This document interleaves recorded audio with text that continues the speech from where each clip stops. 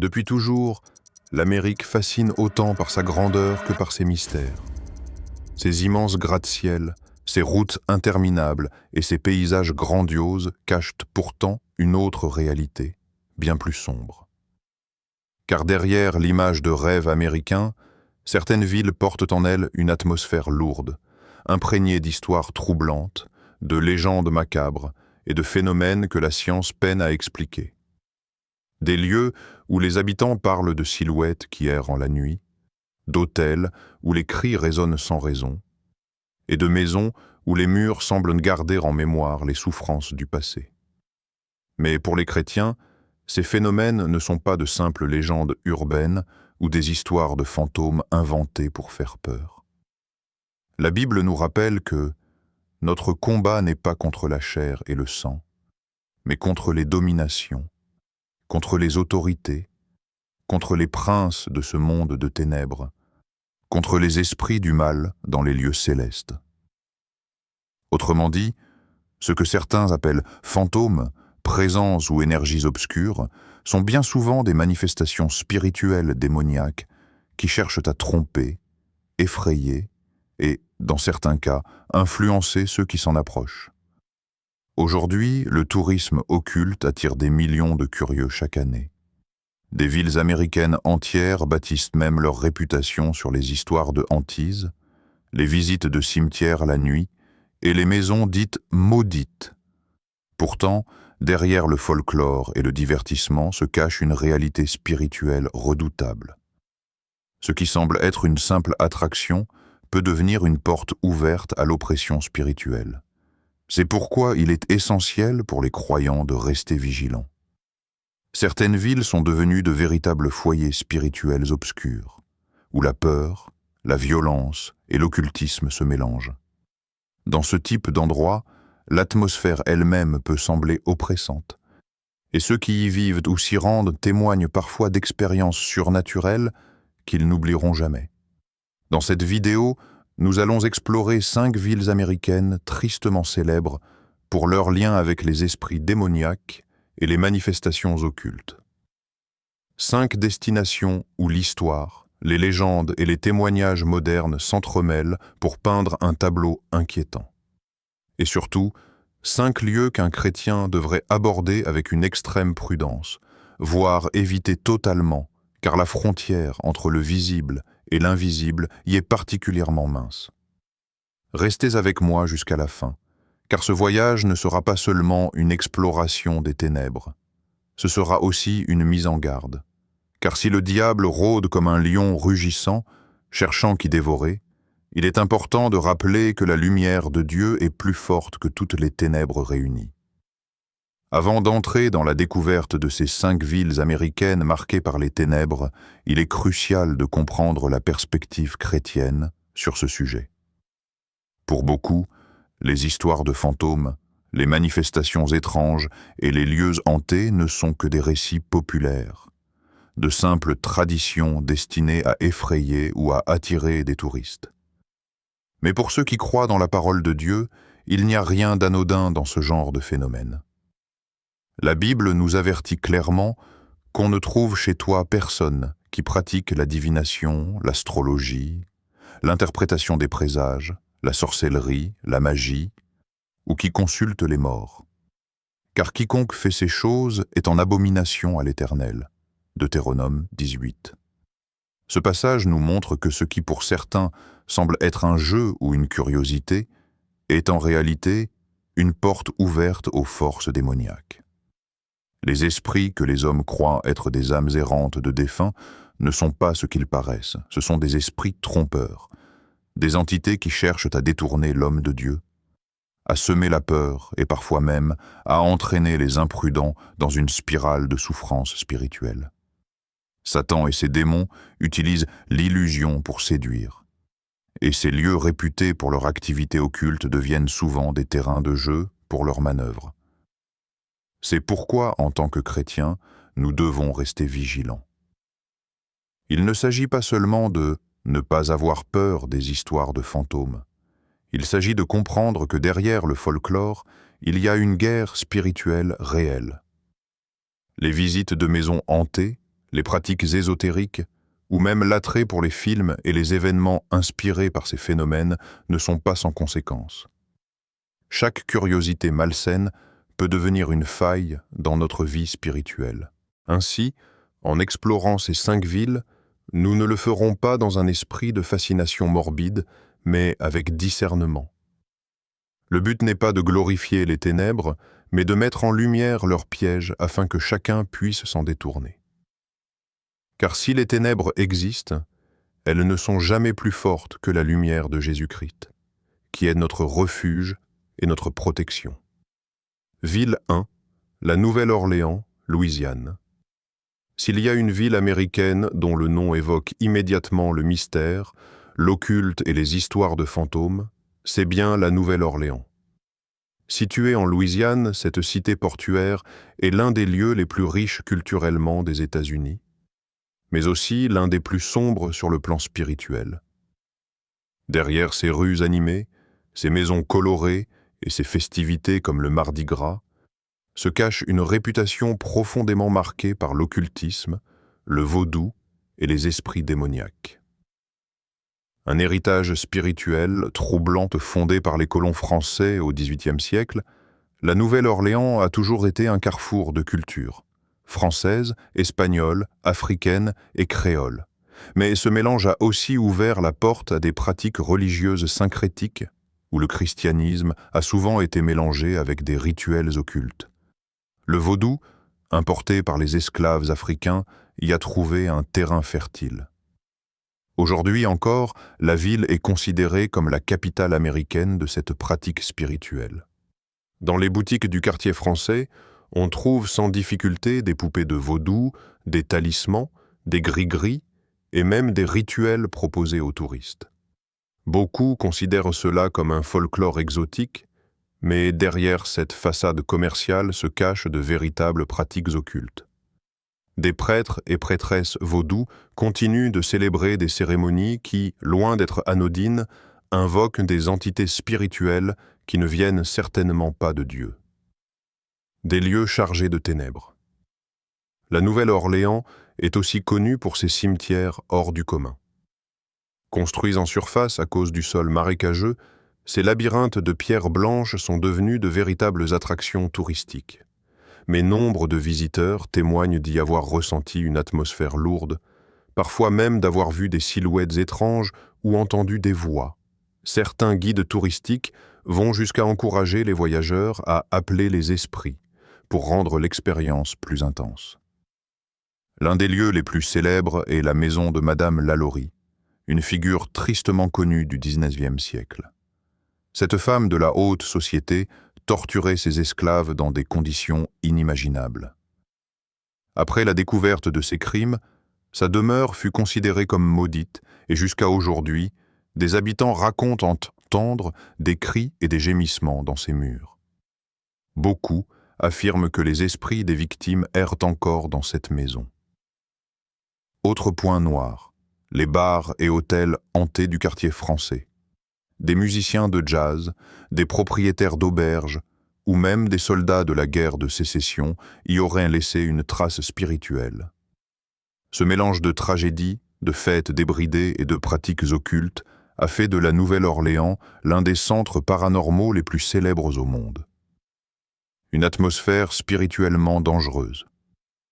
Pour un chrétien, se promener dans ces rues peut sembler anodin.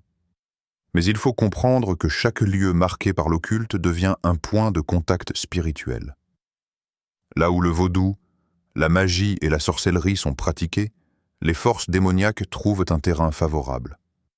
Même si beaucoup de visiteurs pensent simplement s'amuser ou s'instruire, le danger spirituel est bien réel. Car en participant à ces visites, en manipulant des objets rituels ou même en se laissant fasciner par ces histoires, on risque d'ouvrir une brèche spirituelle dans sa vie. La culture populaire a contribué à normaliser cette fascination pour l'occulte à la Nouvelle-Orléans. Films, séries et romans utilisent ces rues et ces légendes comme décors. Mais derrière le divertissement se cache une réalité inquiétante. Cette ville est un lieu où l'on célèbre ouvertement des pratiques que Dieu condamne. Analyse chrétienne. Un chrétien doit se rappeler que tout esprit qui n'est pas de Dieu est un esprit ennemi. La Bible nous appelle à nous détourner de tout ce qui a rapport à la magie, à la sorcellerie et aux invocations d'esprit. La Nouvelle-Orléans, malgré son charme, est une ville qui glorifie ces pratiques et les transforme en attractions. Il est donc vital de ne pas se laisser séduire. En conclusion, la Nouvelle-Orléans n'est pas seulement une ville festive et culturelle, elle est aussi un foyer d'influence occulte profondément enracinée. Derrière la musique et la danse, il y a une histoire faite de rituels, de souffrances et de liens spirituels dangereux. Pour les chrétiens, cette destination doit être abordée avec la plus grande prudence, voire évitée, car ce qui est présenté comme exotique ou mystérieux est en réalité un terrain de jeu pour les esprits démoniaques. Ville 2, Salem, Massachusetts. Quand on évoque le mot sorcière en Amérique, un nom vient immédiatement à l'esprit, Salem. Située dans l'État du Massachusetts, cette petite ville portuaire est devenue un symbole mondialement connu de la sorcellerie et des procès qui ont marqué l'histoire coloniale. Mais au-delà des manuels scolaires et des musées, Salem demeure un lieu où le passé et le présent s'entrelacent pour former une atmosphère lourde et spirituellement préoccupante. Un passé sanglant et spirituellement lourd. En 1692, Salem fut le théâtre de l'un des épisodes les plus sombres de l'histoire des États-Unis, les célèbres procès des sorcières. Sous l'influence d'une peur panique de la sorcellerie, plus de 200 personnes furent accusées de pratiques occultes. Une vingtaine furent exécutées, souvent après des procès expéditifs et sans preuve. Réels. Ces événements tragiques ont marqué profondément la ville. Ils ont laissé derrière eux une mémoire collective de peur, d'injustice et de superstition. Mais ils ont aussi planté une graine spirituelle qui, au lieu de disparaître, semble s'être enracinée dans l'identité même de Salem. Une ville qui glorifie son passé, occulte aujourd'hui, Salem tire une grande partie de son économie de son passé de sorcellerie. Chaque année, des milliers de visiteurs affluent pour participer au Haunted Happenings, un festival d'Halloween qui dure tout le mois d'octobre. Déguisements de sorcières, rituels simulés, lectures de tarot, consultations de médiums et célébrations occultes sont au programme. Les boutiques spécialisées pullulent. On y trouve des grimoires, des bougies rituelles, des amulettes et des services de divination. Certaines sorcières modernes s'affichent fièrement comme des praticiennes du Wicca ou d'autres formes de néopaganisme, et proposent ouvertement leurs services spirituels. Ce qui, autrefois, valait la peine de mort est désormais célébré comme une identité culturelle. Mais pour un chrétien, ce constat est alarmant, car ce qui est présenté comme culturel ou historique est en réalité une glorification de l'occulte. Derrière les festivités et les costumes, ce sont des pratiques spirituelles réelles qui continuent d'être exercées. Des lieux marqués par les ténèbres. Plusieurs endroits de Salem sont réputés pour leurs manifestations surnaturelles. Le Old Burying Point Cemetery, l'un des plus anciens cimetières des États-Unis, attire chaque année des curieux et des amateurs de paranormal. Beaucoup affirment y avoir aperçu des apparitions ou ressenti une présence étrange. La maison des sorcières, Witch House, l'un des rares bâtiments encore debout de l'époque des procès, est un autre lieu phare. On raconte que des bruits inexplicables s'y font entendre la nuit, et certains visiteurs disent avoir ressenti une oppression spirituelle en y entrant. Mais plus inquiétant encore est l'ambiance générale de la ville. Pour beaucoup de chrétiens qui y ont séjourné, Salem ne ressemble pas à une ville ordinaire. Il y règne une atmosphère de confusion spirituelle, où le mélange du commerce touristique, de la fascination pour la mort et de l'occultisme moderne crée une toile de fond lourde et inquiétante. Une normalisation de l'occulte. Le danger spirituel de Salem réside dans le fait que l'occulte y est banalisé. Ce qui devrait susciter la crainte de Dieu est transformé en attraction touristique. Les enfants y participent, les familles s'y amusent et les pratiques que la Bible condamne sont présentées comme de simples divertissements. C'est exactement de cette manière que l'ennemi agit, en rendant séduisant et inoffensif ce qui est en réalité une porte ouverte aux ténèbres. L'Apocalypse nous avertit pourtant que les sorciers et les idolâtres n'hériteront pas du royaume de Dieu.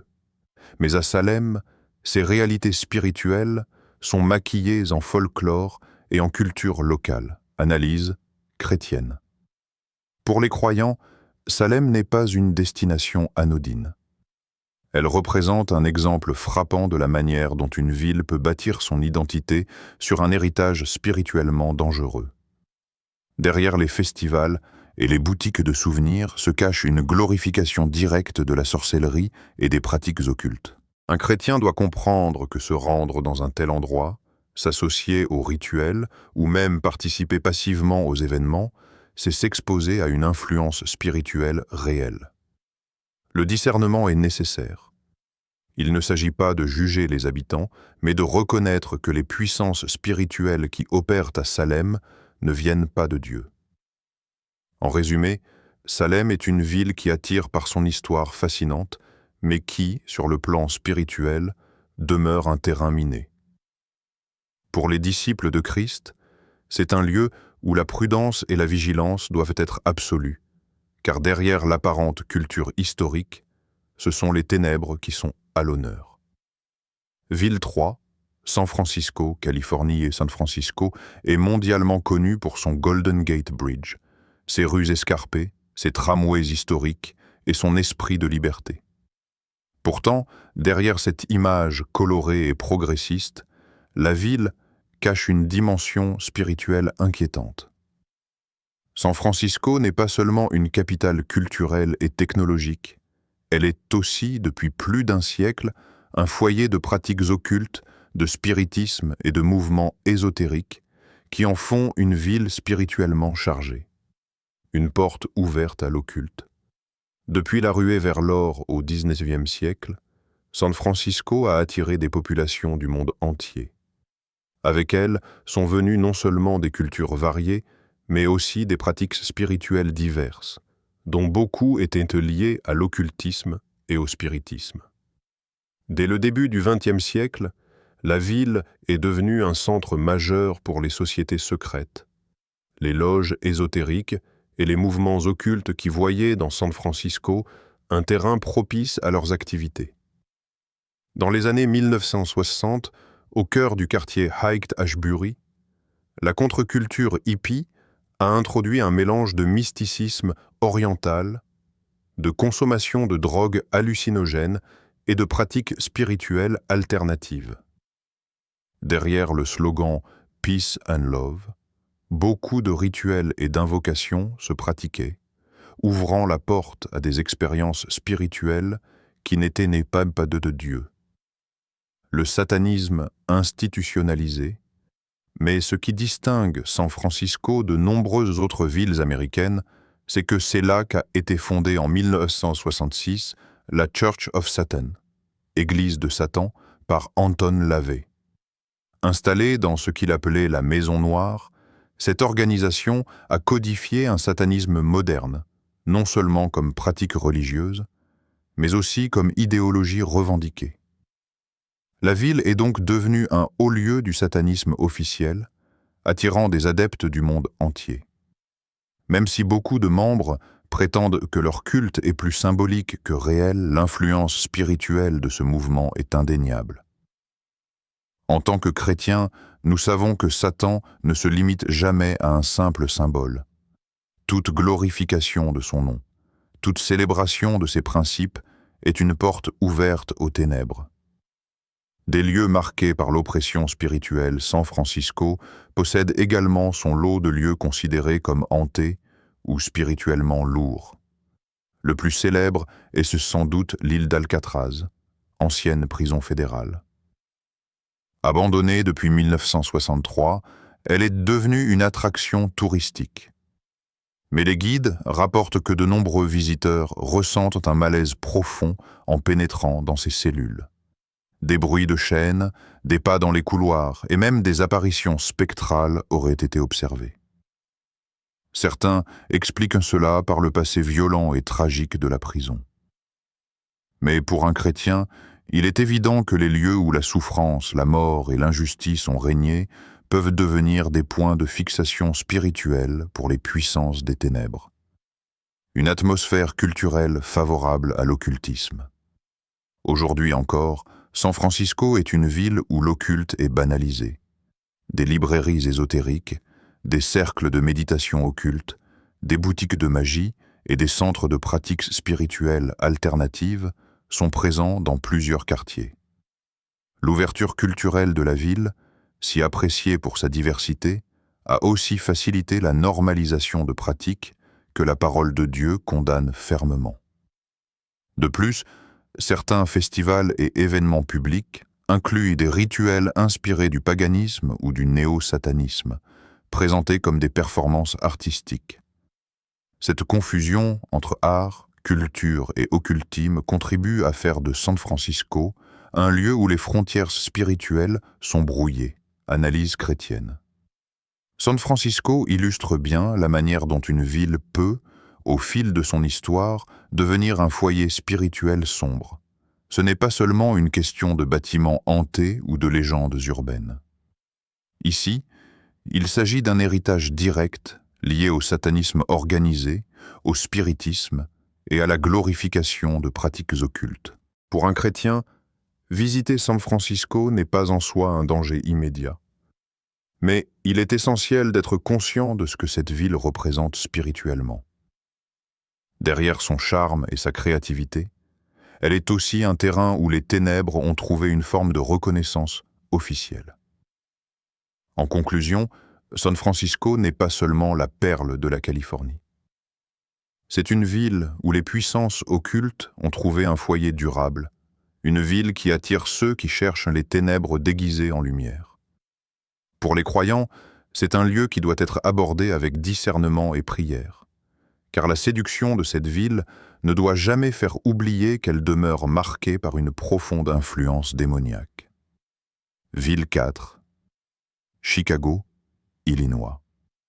Chicago est une métropole vibrante, connue pour ses gratte-ciel, sa musique jazz et blues, et son rôle historique dans le développement industriel des États-Unis.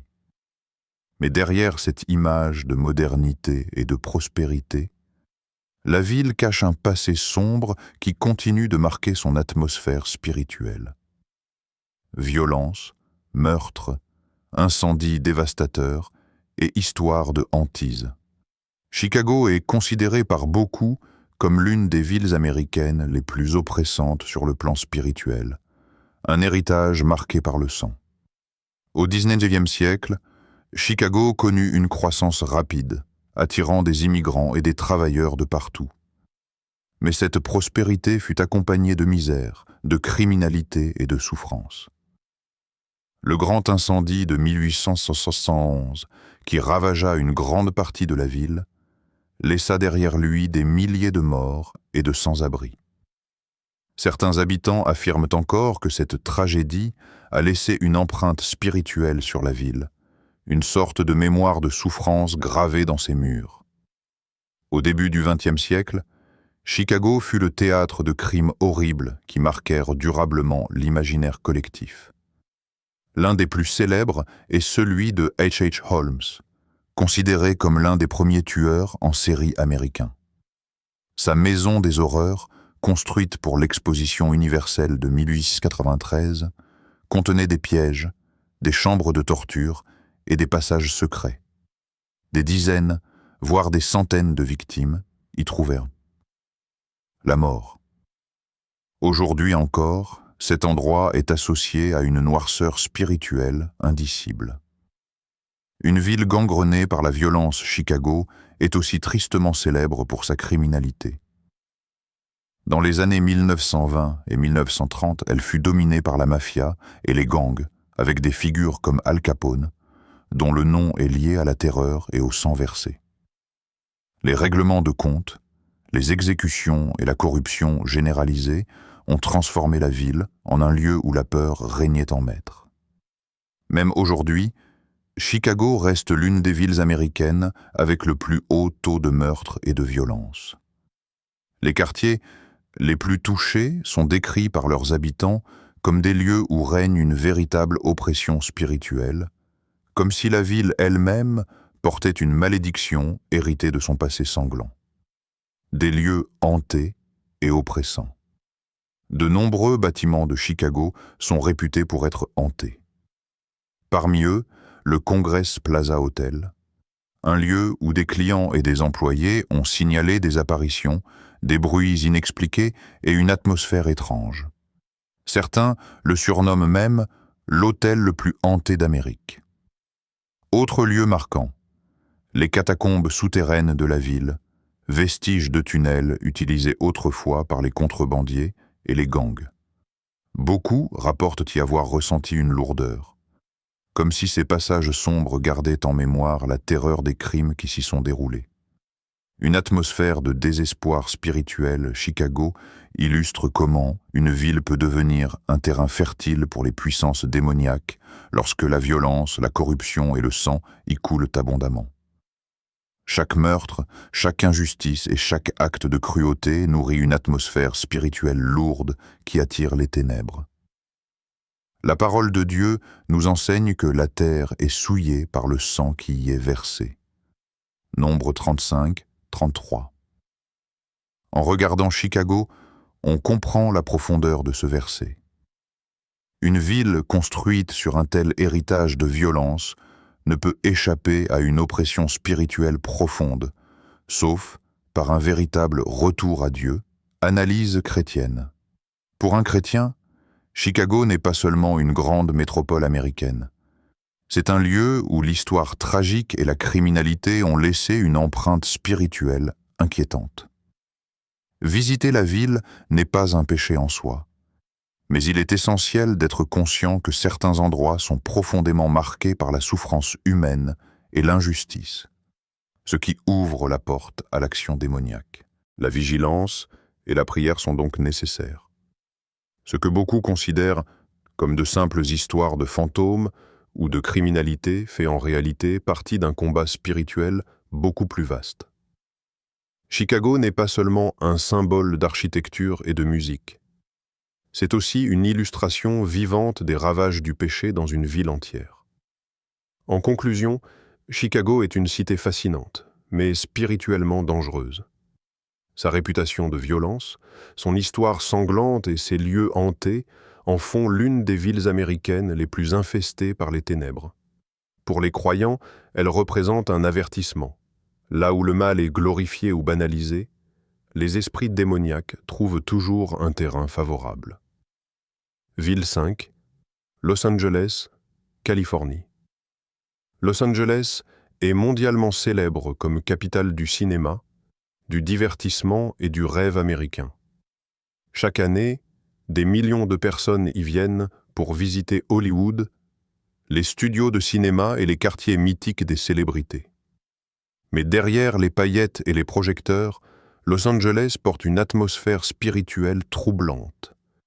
La ville est devenue le symbole d'une culture où l'occulte, l'ésotérisme et les influences démoniaques s'expriment de façon ouverte et séduisante. Une cité des anges pas si angélique.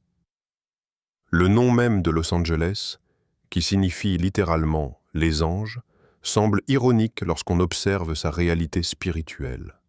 Car loin d'être une ville dédiée aux anges de Dieu, elle est devenue un foyer où les puissances contraires s'expriment à travers la culture, l'art et les médias. Hollywood, en particulier, est connu pour glorifier le paranormal, la sorcellerie, le satanisme et les messages qui vont à l'encontre de la parole de Dieu. De nombreux films et séries produits dans cette ville utilisent des thèmes liés à la magie, aux démons et au spiritisme, banalisant ce que la Bible condamne fermement. Pour des millions de spectateurs dans le monde, ces messages ne sont qu'un divertissement, mais en réalité, ils contribuent à normaliser des pratiques spirituellement dangereuses. Une histoire marquée par l'occultisme. Depuis le début du XXe siècle, Los Angeles a attiré non seulement des artistes, mais aussi des mystiques et des occultistes. Des figures liées à la magie cérémonielle, au spiritisme et même au satanisme ont vécu dans ces collines et ces quartiers. La ville a vu se développer des cultes étranges, des sectes et des sociétés secrètes qui utilisaient son atmosphère de liberté pour pratiquer ouvertement leurs rituels. L'un des exemples les plus frappants est l'influence d'Aleister Crowley, occultiste britannique considéré comme l'un des plus grands magiciens noirs du XXe siècle. Ses disciples et héritiers spirituels ont eu une forte influence à Los Angeles, notamment dans certains cercles artistiques. Cette empreinte perdure encore aujourd'hui dans certaines communautés ésotériques de la ville. Des lieux réputés pour leurs manifestations paranormales outre Hollywood et son univers occulte, Los Angeles abrite plusieurs lieux réputés pour être hantés. Le Cecil Hotel, par exemple, est tristement célèbre pour les nombreux suicides, meurtres et disparitions qui y ont eu lieu. L'atmosphère de ce bâtiment est si lourde qu'il est régulièrement cité comme l'un des hôtels les plus maudits au monde. Le Hollywood Forever Cemetery, où reposent de nombreuses célébrités, attire également les amateurs de paranormal. Certains visiteurs affirment avoir vu des apparitions d'acteurs décédés ou ressenti une présence oppressante dans ces allées.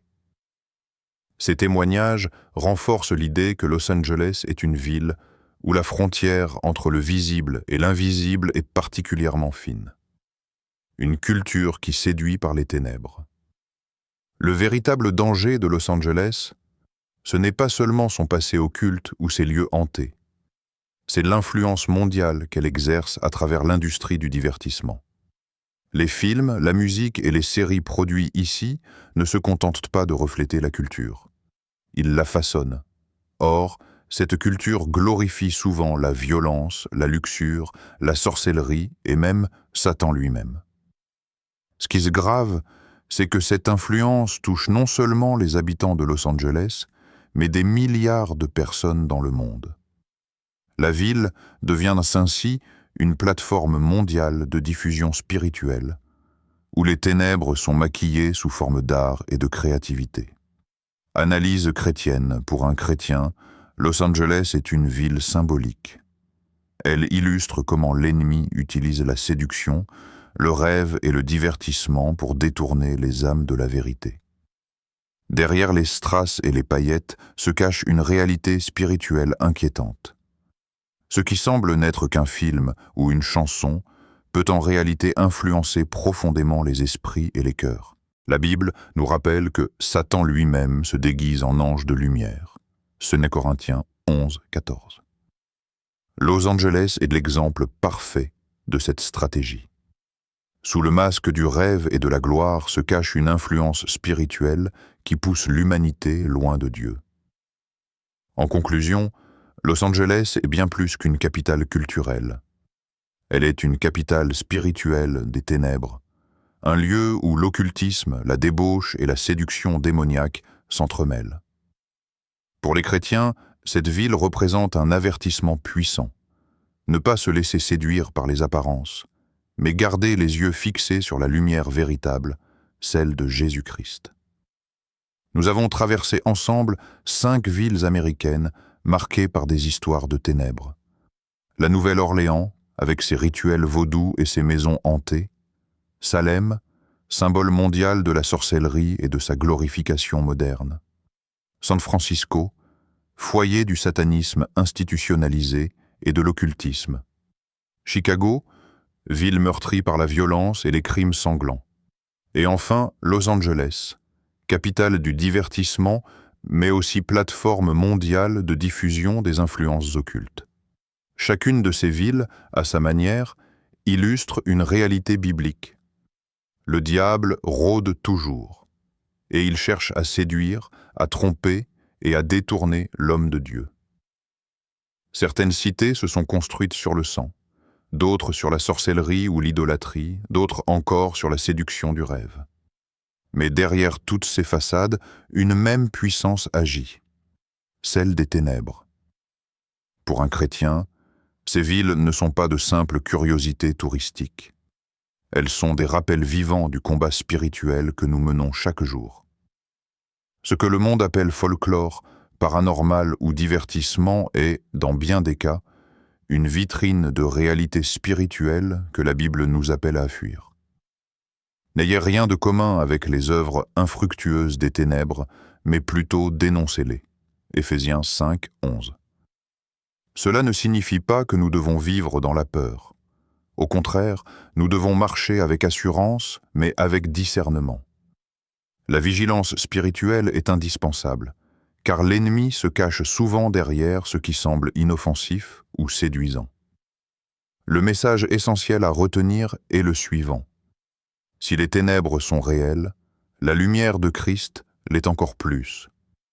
Là où les démons cherchent à semer la peur, Jésus offre la paix. Là où l'occultisme promet un faux pouvoir, l'Esprit Saint donne la véritable liberté. Là où la mort et la violence laissent des cicatrices, le sang de Christ apporte la guérison et la vie éternelle. En quittant ce voyage à travers ces villes, souvenons-nous que nous ne sommes pas appelés à fuir le monde, mais à ne pas nous conformer à ses voies.